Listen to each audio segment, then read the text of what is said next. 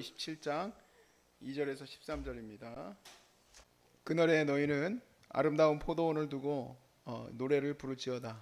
나 여호와는 포도원 지기가 되며 때때로 물을 주며 밤낮으로 간수하여 아무든지 이를 해치지 못하게 하리로다. 나는 포도원에 대하여 노함이 없나니 찔레와 가시가 나를 대적하여 싸운다 하자 내가 그것을 밟고 모아 불사르리라. 그리하지 아니하면 내 힘을 의지하고 나와 화친하며 나와 화친할 것이니라. 후일에는 야곱의 뿌리가 박히며 이스라엘의 우미 돋고 꽃이 필 것이라. 그들이 결실로 지면을 채우리로다. 주께서 그 백성을 치셨던들 그 백성을 친 자들을 치심과 같았겠으며 백성이 죽임을 당하였던들 백성을 죽인 자가 죽임을 당함과 같았겠느냐. 주께서 백성을 적당하게 견책하사 쫓아내실 때에 동풍 부는 날에 폭풍으로 그들을 옮기셨느니라. 야곱의 불의가 속함을 얻으며 그의 죄의 없이함을 받을 결과는 이로 말미암나니 곧 그가 제단의 모든 돌을 부서진 횃돌 같게 하며 아세라와 태양상이 다시 서지 못하게 함에 있는 것이라. 대저 견고한 성읍은 적막하고 거처가 황무하며 버림받아 광야와 같은즉 송아지가 거기에서 먹고 거기에 누우며 그 나무가지를 먹어 없이 하리라. 가지가 마르면 꺾이나니 여인들이 와서 그것을 불사를 것이라. 백성이 지각이 없으므로 그들을 지으시니가 불쌍히 여기지 아니하시며 그들을 조성하시니가 모내를 베풀지 아니하시리라. 너희 이스라엘 자손들아 그날에 여호와께서 창이라는 하수로부터 애굽 시내까지 과실을 떠는 것 같이 너희를 하나하나 모으시리라. 그날에 큰 나팔을 불리니 아수르 땅에서 멸망하는 자들과 애굽 땅으로 쫓겨난 자들이 돌아와서 예루살렘 성산에서 여호와께 예배하리라. 아멘. 하나님은 사랑이시다. 이게 아주 중요한 우리 믿는 자들의 전제죠. 하나님이 사랑하시고 하나님 자체가 사랑이신데 근데 왜 내 삶에 이렇게 큰 어려움과 고난이 나타나는가? 이게 이제 우리 항상 질문이죠. 그리고 아마 이거에 대한 질문의 대답을 듣기 전에는 하나님과 화평하고 화친하기가 쉽지가 않습니다.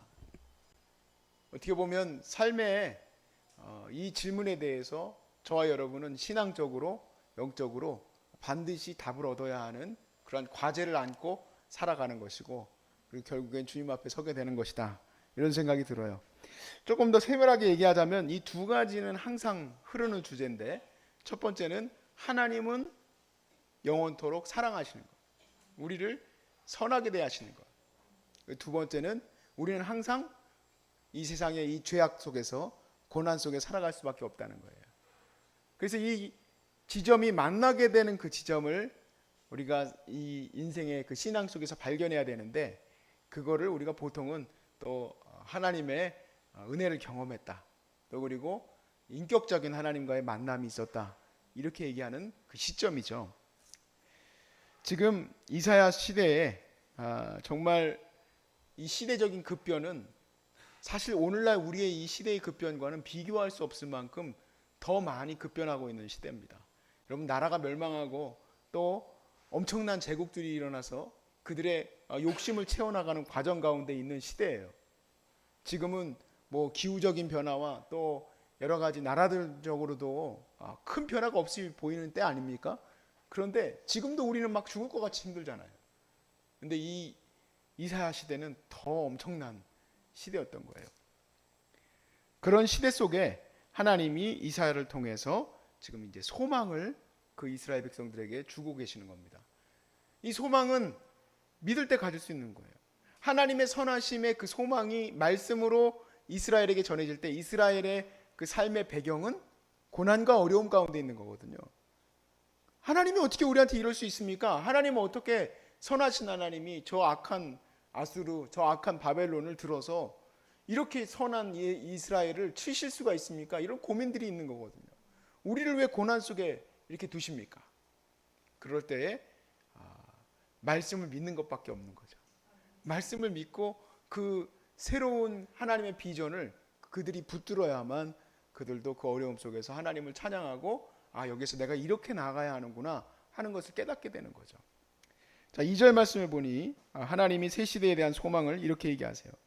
그날에 너희는 아름다운 포도원을 두고 노래를 부를지어다. 포도원을 두고 노래를 부를지어다. 자, 26장의 결론 부분에 보니까 이렇게 돼 있어요. 26장 18절을 보세요. 우리가 잉태하고 산고를 당하였을지라도 바람을 낳은 것 같아서 땅에 구원을 베풀지 못하였고 세계의 거민을 출산하지 못하였나이다. 이 해산의 고통과 같은 이 고난의 시대에 기도하는 것이 그렇게 이사야에게 또 백성들에게, 하나님의 백성들에게 힘들었던 일이에요. 기도가 얼마나 힘들었냐면 아이를 낳는 것처럼 힘들었다는 겁니다. 근데 그렇게 아이를 낳는 것처럼 힘들게 기도하고 기도했는데 열매를 얻은 것이 아니라 꼭 바람만 잔뜩 불어내고 끝난 것 같았다는 거예요. 그렇게 죄송스럽고 미안한 마음으로 고난 겨우 이겨낸 이 백성들에게 하나님이 소망으로 준 것이 무엇이냐? 야, 너희에게 노래하고 즐거워할 만한 포도원을 허락할 것이다 라는 거예요. 어떻게 하나님이 그런 포도원을 주실 것인가? 그 기대를 우리가 이제 하게 되는 거죠. 자, 3절 말씀에 보니까 이렇게 돼 있어요. 나 여호와는 포도원 지기가 되며 때때로 물을 주며 밤낮으로 간수하여 아무든지 이를 해치지 못하게 하리로다. 하나님이 직접 포도원의 주인이 되어서 포도원 지기가 돼서 물도 주고 해도 비칠 때 해도 잘 비치게 하고 주야로 간수하여서 그리고 뿐만 아니라 아무도 해하지 못하게 하는 그러한 포도원을 내가 만들 것이다 라고 얘기해요. 자, 이 말씀을 구약의 백성들이라면 또 그리고 열심히 말씀을 들었던 우리 그리스도인들이라면 이제 딱 떠오르는 구절이 있어요. 바로 요한복음 15장이에요. 예수님께서 제자들에게 이렇게 얘기하세요. 나는 포도나무이고 너희는 가지다 라고 얘기를 하세요.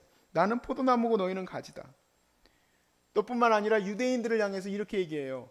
주님을 받아들이지 않고 하나님의 거룩한 구원의 역사가 일어나고 있는 이 복음의 소식과 반대되어져서 주님을 배반하고 주님을 죽이려고 하는 자들을 향해서 포도원 주인이 다른 나라에 가 있을 때 그 열매를 거두려고 종을 보내었는데 그 종들을 죽였다는 거예요. 때리고 죽였다. 그래서 그들에게 아들을 보내면 좀 말을 잘 들을 것 같이 생각이 되어서 아들을 보내었더니 그 아들을 죽이자고 그들이 협의를 하고 그 아들을 죽였다. 그리하여서 그 주인이 화가 나서 진노하여 그 품꾼들을 다 진노하여 처단하는 얘기를 또 주님은 얘기하세요. 이런 얘기는 그냥 포도원의 얘기가 그냥 나오는 것이 아니라 바로 이 이사야서 말씀에 하나님이 약속하신 새 소망 때문에 그래요. 그러면 그 소망이 어떻게 이루어질 것인가? 다들 기대하고 있죠.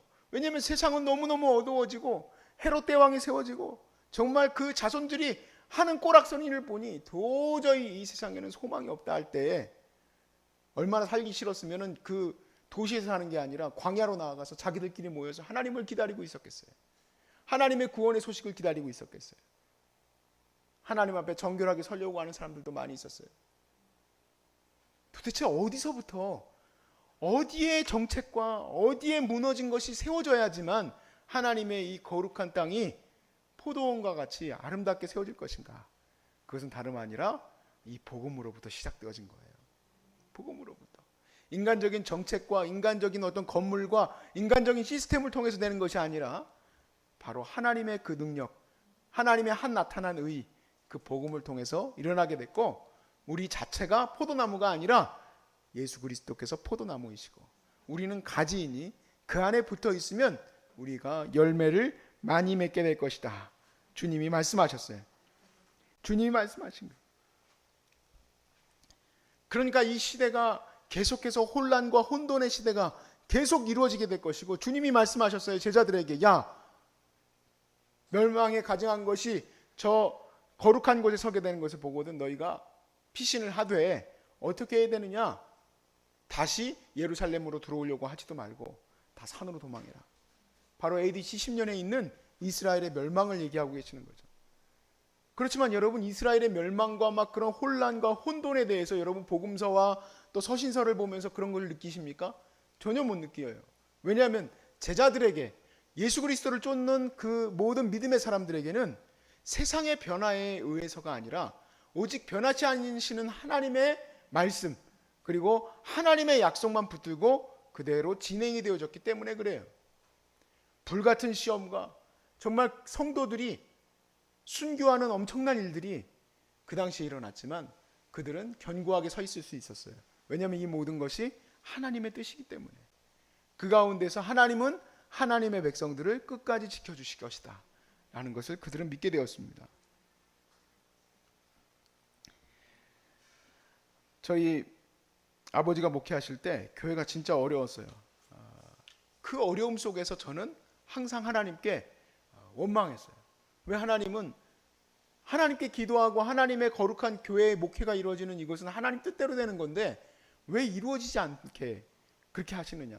제 마음은 항상 하나님으로부터 멀어질 수밖에 없었어요. 근데 그 똑같은 시기에 저희 부모님은 목회 선상에서 있었던 분들인데 감사와 찬양과 은혜가 있었어요. 물론 어렵고 힘겨운 눈물이 더 많았지만 그 아이러니한 얘기죠. 말이 안 맞는 말이에요. 모순적이에요.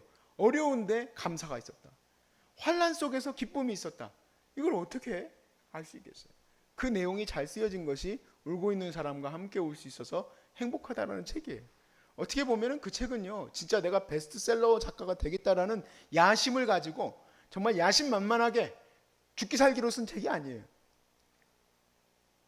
왜냐하면 책을 낼 마음이 없었고 전도할 마음으로 사람들에게 좋은 글을 그냥 인터넷에 올린 것에 불과했어요.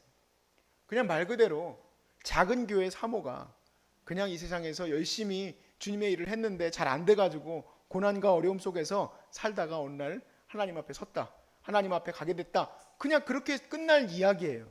그런데 이것을 하나님이 그대로 부각시키셨어요. 하나님이 그 슬픔의 이야기들이 슬픔이 아니라 오히려 고난받고 어려운 사람들에게 위로가 되고 힘이 되었던 이야기임을 사람들이 느끼게 하시고 그것이 드러나게 하셨어요. 한 사람은 그 시간에 하나님의 은혜를 붙들게 되고 한 사람은 저는 그 시간에 원망하게 되고 도대체 무슨 차이가 있는 걸까? 이게 진짜 정말 놀라운 사건이에요. 하나님의 사랑과 고난이 만난 지점, 그 지점을 우리가 발견해야 되는 거예요. 예수님께서 이렇게 얘기하세요. 내가 아버지의 계명을 지켜 그의 사랑 안에 거하는 것 같이 너희도 내 계명을 지키면 내 사랑 안에 거하리라. 그리고 이런 말을 하세요. 11절에 내가 이것을 너희에게 이름은 내 기쁨이 너희 안에 있어 너희 기쁨을 충만하게 하려 함이라. 사도들이 매를 맞고 사도들이 도망다니고 죽을 고비를 넘기고 정말 사도 바울이 고백했던 것처럼 40에 하나 감한 매를 맞고 죽었는 줄 알고 자기를 갖다 버렸는데 거기서 겨우 살아가지고 나타났고 이리와 승냥이와 밤에 자기를 죽이려고 하는 짐승들로부터의 위협에서 자기가 살아갔다. 근데 그 사람이 바울이 괴롭고 죽을 것 같다라고 고백하는 게 아니라 하나님의 은혜다. 하나님의 약속의 은혜들을 자기가 붙들었다. 두 가지가 같이 있어요. 하나님이 꼭 우리를 죽이려고 작정하신 것 같다. 그러면서도 하나님의 은혜를 고백을 해요. 이 만나는 지점을 그가 항상 경험하고 있었다는 얘기죠. 이 모든 고난 속에서도 우리가 기쁨의 은혜를 누리게 되는 것은 바로 다름 아니라 예수님 안에 꼭 붙들려 있다는 것, 즉 주의 말씀 안에 거하고 있는 거예요. 말씀 안에 거하고 있는 자는 그 어려움 속에서 하나님의 사랑을 느끼게 될 수 있어요. 하나님의 사랑을 내가 나누고 있을 때, 주의 말씀이 뭐 별거 어디 있겠습니까? 주의 말씀은 우리가 하나님의 사랑을 나누라는 거죠.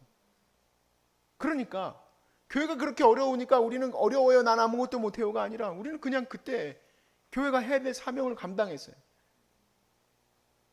교회로서 어려운 사람들을 돌보고 모이탕 노인들을 돌보고 가서 목욕시켜드리고 쌀 나누고 또 교회 와서 말씀 듣지 못하는 사람들 가서 말씀 들을 수 있도록 데려오고 목사 혼자서 그런 일을 감당했어요. 근데 그때 하나님이 주시는 그 기쁨을 우리 부모님은 느꼈던 거예요. 저는 그 기쁨 안에 속해 있지 못했었어요. 요한의 제자들에게 편지를 썼습니다. 요한일서에 내가 이것을 쓰는 것은 너희로 우리 하나님께서 우리와 함께하는 이 주님과 함께하는 이 사귐이 너희와 함께 있기를 원하기 때문이다. 그렇게 요한일서를 썼어요. 도대체 이 어려움 속에서 하나님과의 사랑이 무엇일까?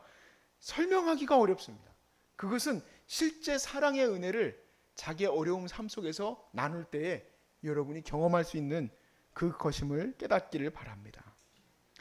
오늘 본문의 이사야서 27장 2절 말씀에 보니까 주께서 그 백성을 치셨던 들, 그 백성을 친 자들을 치심과 같았으며 백성이 죽임을 당하였던들 백성을 죽인 자 같이 죽임을 당함과 같았겠느냐. 하나님께서 세상을 경영하실 때에 아수르를 패망케 하시고 바벨론을 패망케 하시고 그 뒤에 일어나는 모든 나라들 페르시아, 로마 하나님께서 패망케 하시는데 그런 엄청난 역동 속에서 주님의 백성들도 고난을 같이 당해요. 근데 그 고난을 당하는 것이 그 패망을 받을 만한 자들과 하나님의 자녀들 사이에 어떤 게 더 중하겠느냐, 더 무겁겠느냐라고 묻고 있어요. 절대로 패망할 나라들만큼 하나님의 자녀들을 그렇게 어렵게 하지 않으셨다. 혹시 하나님의 자녀가 죽었을지라도 그렇게 어렵게 죽게 하지 않았다. 근데 사실 받아들이기 어려운 게요. 우리가 이제 그런 말도 하지 않습니까? 암 환자들 아픔, 저는 뭐 늘 보니까 아이고 이게 얼마나 무거울까. 사실은 내 마음에 자리 잡지 못하게 하려고 저는 끝도 없이 밀어내요. 그거에 사로잡히면 저는 그날 하루는 그냥 우울해가지고 잠을 못 잘 정도예요. 여러분이 알고 있는 교회 성도들이 여러분에게 보면서 아이고 암 어떻게 이기고 계세요? 어떻게 암을 이렇게 정말 힘드시죠? 여러분 잘 들어보세요. 진짜 힘드냐고 물어보는 건지 아닌지, 진짜 내 아픔을 공감하고 있는지 안 하는 건지, 아니면 그냥 지나가는 말로 하는 건지 잘 몰라요. 남의 암보다 내 감기가 더 크고 무거운 거예요. 내가 감기 걸려가지고 골골대고 있는 게 더 힘든 거지 암 환자가 더 힘들다고 느껴지지는 않을지도 몰라요. 그러니까 내 고통이 더 힘드니 저 다른 야만인들이 하나님의 진노를 받아서 무너지는 것은 그렇게 느껴지지가 않죠. 그냥 내 삶의 지금 현재가 지금 너무 무겁고 힘든 거지. 그럼에도 불구하고 베드로 사도가 이렇게 자기 제자들에게 얘기를 합니다. 베드로전서 4장 12절에 13절에 사랑하는 자들아 너희를 연단하려고 오는 불시험을 이상한 일 당할 것 같이 이상히 여기지 말고 오히려 너희가 그리스도의 고난에 참여하는 것으로 즐거워하라. 이는 그의 영광을 나타내실 때에 너희로 즐거워하고 기뻐하게 하려 함이라. 어려운 고난이 닥친 것을 이상히 여기지 마라. 두 가지가 있겠습니다. 첫 번째로는 이 세상이 하나님의 진노 아래 놓여 있기 때문에 그런 고난이 우리에게도 미칠 수 있어요. 비가 이렇게 억수같이 쏟아지는데 약한 집안은 당연히 무너지겠죠. 다행히 하나님이 보호하셔서 우리는 옆으로 쓱 지나갔어요.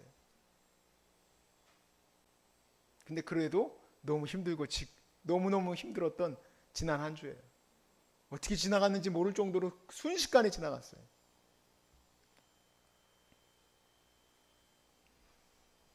또 한 가지는 그런 어려움이 내 안에서 직접 관통할 수도 있어요. 옆으로도 피해갈 수 있지만 직접 나를 치고 들어올 수도 있어요. 그런데 그 모든 어찌됐든 그 고난 가운데에서 우리가 기뻐할 수 있겠는가? 즐거워할 수 있겠는가? 너희가 즐거워해라. 즐거워하라고 한다고 즐거워할 수 있습니까? 암에 걸린 게 즐겁습니까? 산사태가 난 게 즐겁습니까? 즐겁지 않죠. 근데 산사태가 났지만 내가 그 시간에 즐겁고 기뻐가지고 혼자 날뛰고 있지는 않아요. 왜냐면 슬프고 힘든 일이니까. 근데 감사가 내 안에 있어요.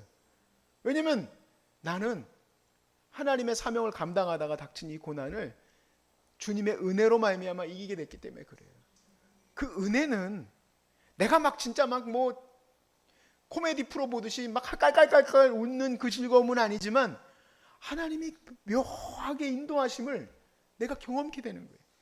그래서 그게 내게 믿음의 기반이 되고 즐거움이 되고 내가 정말 호흡을 하면서도 어떻게 하나님은 내 호흡 하나하나까지도 내 머리털까지도 세심받으셔서 내가 이렇게 힘들 때 하나님 그냥 지나가시는 법이 없으실까? 그것을 고백할 수 있게 되는 거예요. 그리고 그뿐만 아니라 베드로는 주님이 오실 때 그 영광에 참여한 것을 너희가 기뻐하고 즐거워하게 될 것이다 라고 고백을 해요. 하나님은 하나님의 백성을 반드시 지키시고 돌보십니다. 그러므로 불시험을 당할 때에도 여러분 걱정하지 마시고 두려워하지 말라는 거예요. 그러나 하나님을 대적하는 자들은 하나님이 불 가운데 던지어 태워버릴 것이다 라고 얘기합니다.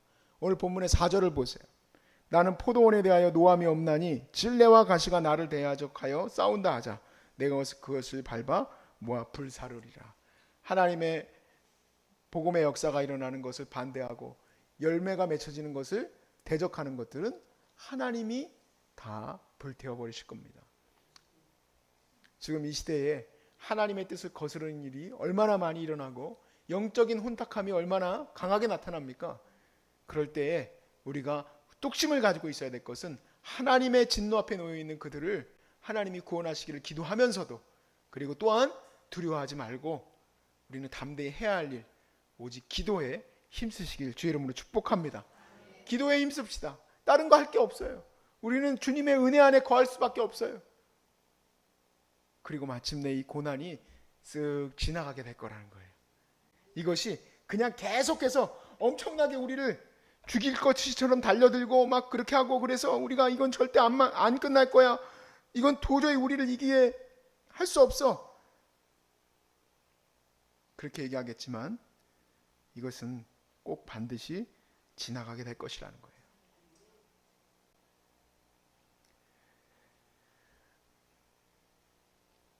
하나님이 우리를 사랑하시기 때문에 오히려 이런 어려움도 닥친 것이고, 하나님이 우리를 지키시기 때문에 이런 고난도 우리에게 온 줄로 믿습니다.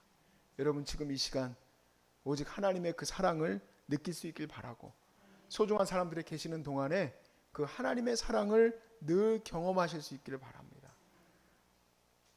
꼭 나를 이 마지막 때에 저 끝에 몰아놓고 정말 죽일 것처럼 밀어붙이는 하나님이 아니라 그 소용돌이 속에서 나를 지키고 계심을 여러분이 경험하실 수 있기를 주의 이름으로 축복합니다.